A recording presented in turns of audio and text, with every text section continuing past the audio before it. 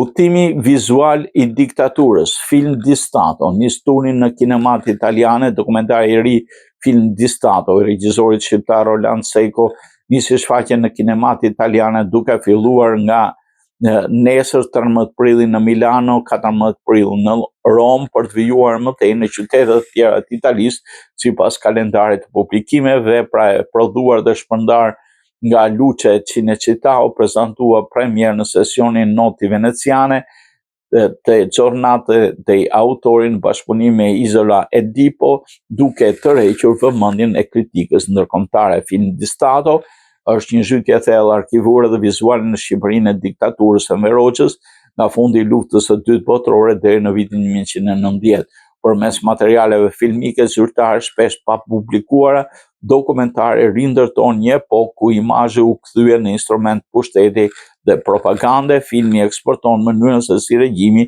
ndërtoi vetë përfaqësimin e tij përmes ceremonive, paradave masive, fjalimeve, ritualeve politike të tjerë. Sipas kritikeve, vepra e Roland Seikos shkon përtej dokumentarit tradicional.